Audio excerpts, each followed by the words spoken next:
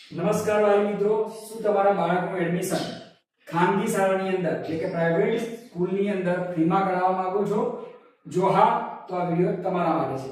Right to education એટલે કે RT યોજના. આરટી યોજના શું છે, કયા વિદ્યાર્થીઓ અથવા તો કયા બાળકો આ યોજનાની અંદર લાભ લઈ શકે છે, એમાં કયા જરૂરી ડોક્યુમેન્ટ જોઈએ છે, ફોર્મ ક્યારે ભરાશે, કેવી રીતે ભરાશે, એની સંપૂર્ણ માહિતી આ વિડિયોની અંદર આપણે જોઈશું. તો આ વિડિયો અંત સુધી જોજો.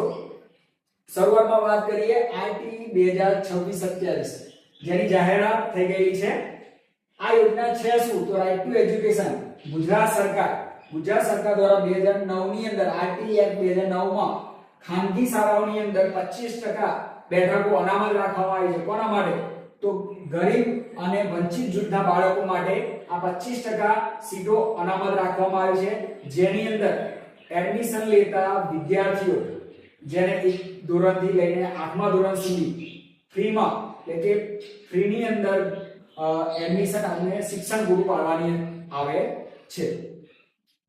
ત્યારબાદ વાત કરીએ તો ઉંમર કેટલી હોવી જોઈએ? તો આ વર્ષે ફોર્મ ભરવા માંગતા વિદ્યાર્થીઓ ની ઉંમર 1 જૂન 2026 એટલે કે 1 જૂન 2026 ના રોજ બાળકની ઉંમર 6 વર્ષ પૂર્ણ થયેલા હોવા જોઈએ.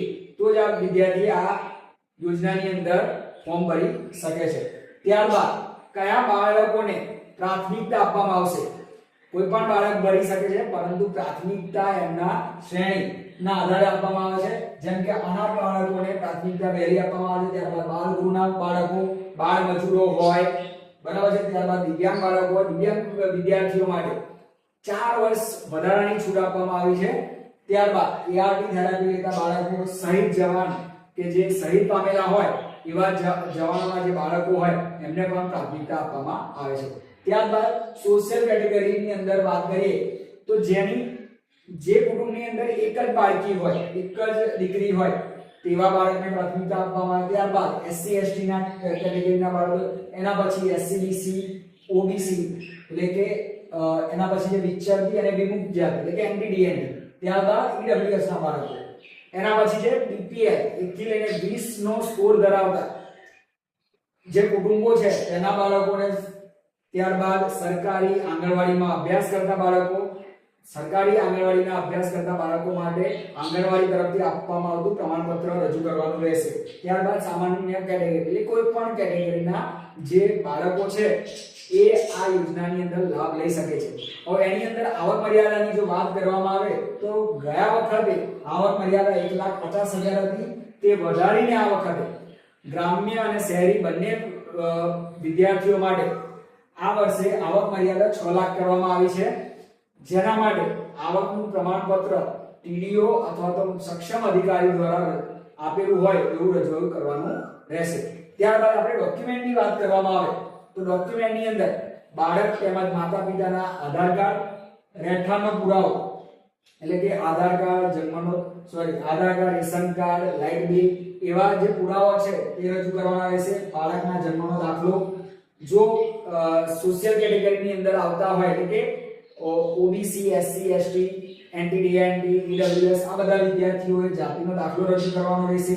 ત્યારબાદ આવકનો દાખલો એટલે કે સક્ષમ અધિકારીનો આવકનો દાખલો, સેલ્ફ ડિક્લેરેશન ફોર્મ, જો કોઈ ઇન્કમ ટેક્સ રિટર્ન ભરતું હોય તો ઇન્કમ ટેક્સ રિટર્ન રજૂ કરવું, જો ના ઇન્કમ ટેક્સ ભરતા હોય તો એક સેલ્ફ ડિક્લેરેશન ફોર્મ આવે છે જેની અંદર પાન કાર્ડની માહિતી સાથે રજૂ કરવાનું રહેશે, માટે પાન કાર્ડની પણ જરૂર પડશે અહીંયા. ત્યારબાદ બીપીએલ કેટેગરીના બાળકો માટે 1 થી લઈને 20 ની અંદર સ્કોર ધરાવતા જે સક્ષમ અધિકારીનો દાખલો છે તે બીપીએલ નો દાખલો પણ રજૂ કરવાનો રહેશે.